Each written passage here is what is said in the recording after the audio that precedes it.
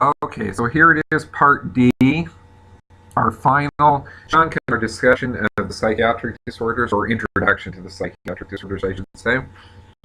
And so in this section, we're going to talk about schizophrenia, and we're going to talk about rates of psychiatric disorders in the United States, different areas in the world as well. Okay, so schizophrenia, I've mentioned it a little bit throughout the semester, one of the more interesting of the psychiatric disorders. There are about 5 different subtypes, but we're not going to break it down into subtypes for you. We're just going to talk about it in generic terms. Schizophrenia literally means split mind, all right, or split from reality, okay?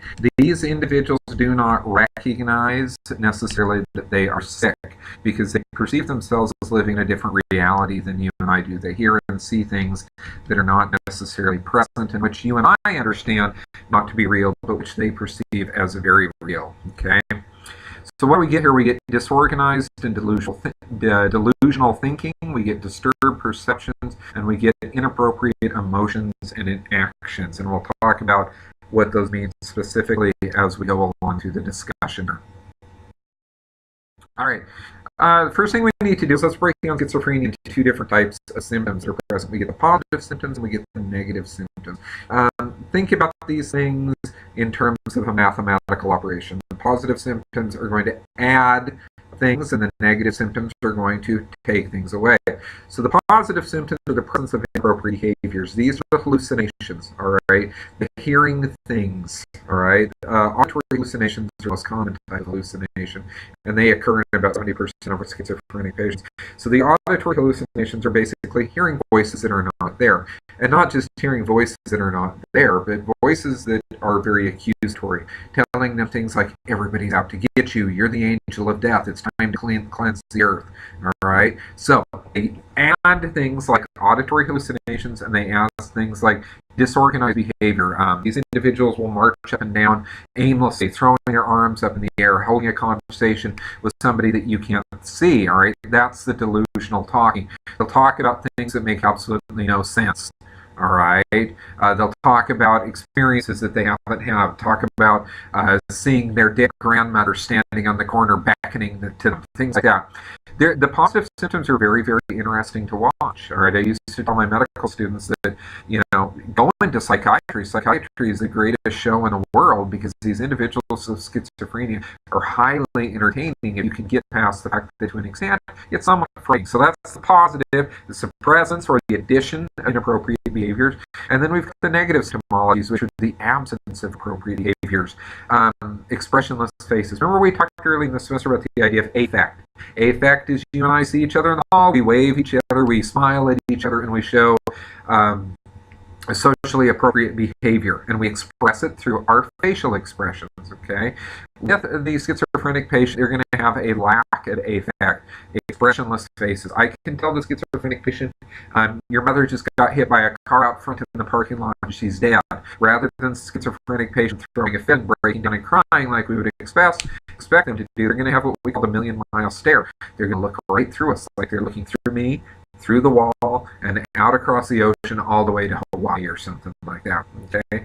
The other thing, and it's very, very common, very, very uncommon, is what we call waxy flexibility. These individuals will stand stock still very rigidly for long periods of time. And in fact, you can come along and you can pose them, all right? Just like you would pose a Barbie doll, a Ken doll, all right?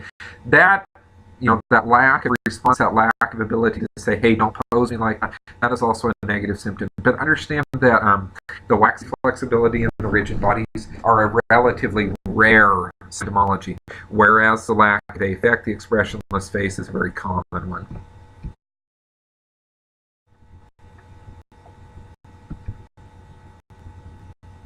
Okay, I mentioned there are other forms of delusions, include delusions of persecution.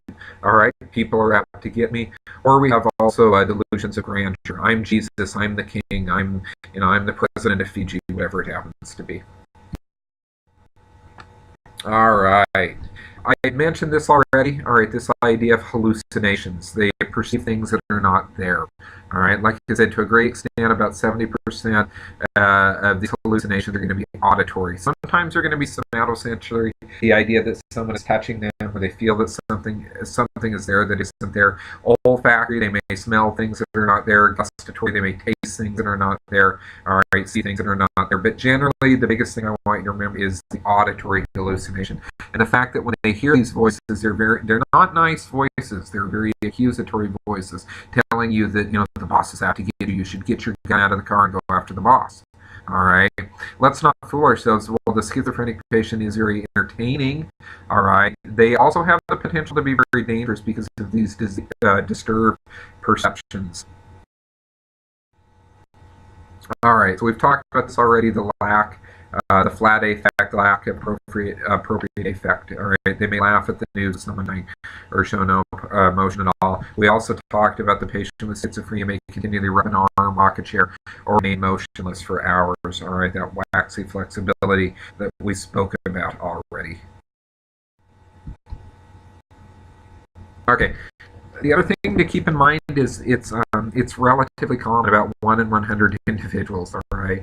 So do we have them in Fiji? Yeah, we have these individuals in Fiji.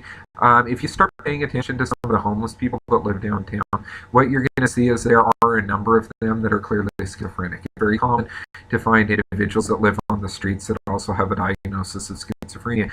Our previous island in Aruba had a number of them as well. That used to hang around the downtown area. They used to hang around a fast food restaurant called Wendy's that we would take our kids to. And Yella, my oldest one, Alec, wants to be a psychiatrist when he grows up. And we would sit there and we would eat our hamburger and eat our french fries. And Alec would be fascinated with this individual because he was a classic schizophrenic. He would dress in layers of clothing in the middle of the hot weather that we have in Aruba. He would march aimlessly back and forth, and he would talk to people that weren't there. Just all very classic signs and symptoms of schizophrenia. And it's very common to find these individuals living on the street. Why? Because it's difficult to treat them. It requires that they take drugs, but if they fear that the world is out to get them, or if they believe, those delusions of persecution or delusions of grandeur, if they believe they're Jesus, for instance, they're not going to be willing to take their medication, all right? And if they're living on the street, how are they going to get their medications refilled? Are they going to come into the doctor? So very, very difficult to treat, even though it's a very common disorder in the world. Okay. What's really particularly tragic about schizophrenia is that a lot of times it strikes people very young in their life. All right, just as people are tending to mature into adulthood, all right, it tends to strike. Okay, it tends to affect men and women equally, but men seem to suffer from a more severe version, a more difficult version to treat. Okay, and it does tend to be a lifelong thing. It's not something that we can cure you of. We can control it, and we can return you to a relatively normal level of functioning if and when the individual is willing to maintain themselves on medication. This is not something really that we do a lot of psychotherapy for. We might do a little bit in terms of when the individual is being successfully treated with drugs to help them understand the impact that their schizophrenia has had on family and friends and loved ones. But really that is to help them adjust to life. It isn't really as a curative thing. All right, so we need to differentiate between what we call chronic and acute schizophrenia. Okay. When it's slow to develop, we're going to call it chronic or process schizophrenia. Okay.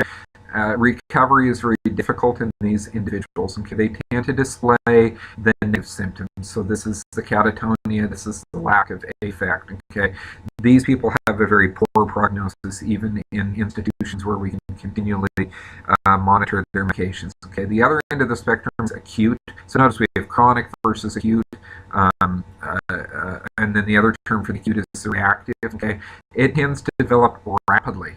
Okay, these individuals are going to show positive symptomologies, okay, the ones that we talked about, and they're going to have a more positive outcome, assuming that we do have the ability to maintain them on their medication long term. So it's a disease of the brain exhibited by symptoms of the mind. Basically, what I mean by that is, remember that term I keep using is organic disorders.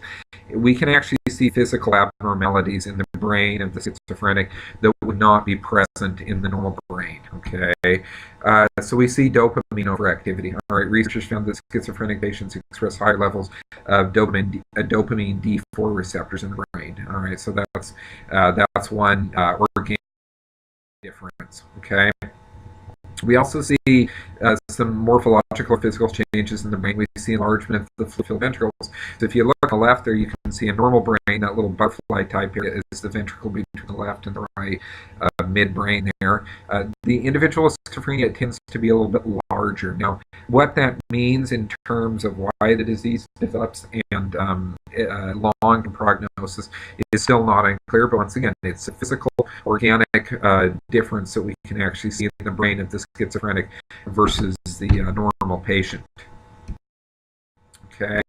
What about underlying causes? Okay, it tends to be one of the theories that we have, and I want to stress that it's a theory, is we've observed in individuals who contracted a viral infection, such as influenza A, B, C, whichever one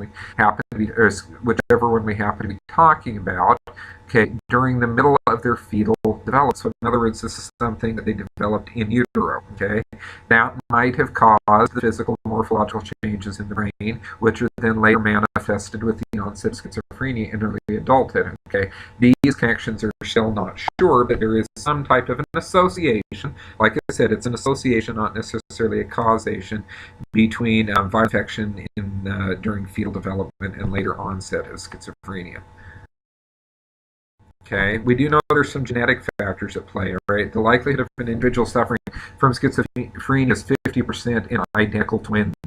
All right, so if you look at the percentages down there, identical twins have very high correlation if both parents have it, slightly less, but still very, very high correlation. Fraternal twins, one parent, one sibling, niece or nephew, and then unrelated. So obviously, there's some type of a genetic association with schizophrenia tending to run in families, but once again, still, it's not as if we've identified a schizophrenia gene as of yet. The end is coming. Let's talk about rates of psychological disorders really quick here. If you look at, and this is for the United States, but once again, it holds true in general relation to Fiji. About 5.5% of the population suffer from some type of alcohol disorder, 4% generalized anxiety, and you can see it just goes down the list there. If you look at schizophrenia, it is a rather low number, fortunately. But if you look at just any mental disorder overall, about 14.5% to 15% of any society in any given year are going to suffer from some type of psychiatric disorder. So it's a significant number of individuals out there, which means that you and your dental practice are going to see these individuals. So it's useful for you, not because you're going to necessarily treat the schizophrenic or the person with OCD or anything. If you see something and you suspect it's wrong, you can refer these individuals for closer follow-up. Okay. Now, here in Fiji, we, just as in many countries in the world, we do have a paucity. We do have a shortage of individuals that are trained in mental health. There is a psychiatric residency per se for graduates of the MBBS program. I believe there's some talk about a mental health nurse practitioner program. A USP does train psychologists, but they do not train clinical psychologists. And to my understanding, there is nobody in the country that is providing training in mental health therapy. All right, so it's a wide open field in terms of the number of patients, but in terms of providers to care for these individuals, there just are not hardly any. And if you consider that Fiji is one of the more developed countries in the Pacific, then you can imagine that some place like Vanuatu or Kiribati, Christmas Island, whatever it happens to be, they're really going to have difficulty in terms of treating psychiatric patients and diagnosing the psychiatric patients. Okay. Part of the problem is at the community level, psychiatric patients are still marginalized. They're still treated as if, hey, that man's crazy, as opposed to recognizing that they have a medical condition and that the condition can actually be treated. Okay.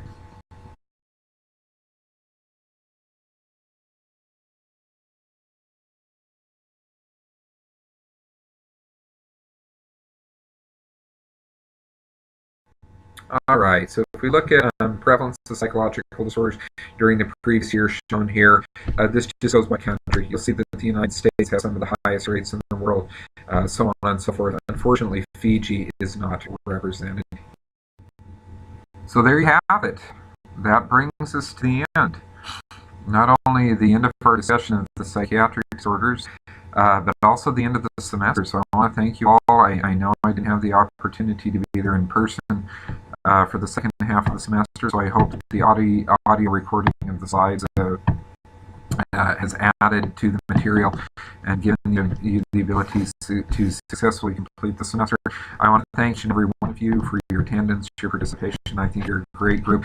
I'm sorry I didn't have the chance to get to know you better in person this semester, but I want to wish you the best of luck in the future. This is the only time I teach in the dental program. This is actually the only time I teach at the undergraduate level. Most of my teaching is at the postgraduate level for the public health and the medical students. But I am around, and you're always more than welcome to contact me on Facebook or email, come and find me. And if you have any problems I can assist you with or anything like that, you're welcome to do that. The other thing I mentioned really quick is that I will be doing a review sheet for the final exam, just like I did for the midterm exam. I'll also probably doing one of the Facebook videos with a review as well, so that you'll be well prepared for the final exam. And then at the end of semester 2 for this course next semester, there will be some questions that I'll be providing for that exam as well. And I'll probably provide you with a review for your semester 2 questions for behavioral medicine as well. I wish you all the best, and thank you for your participation.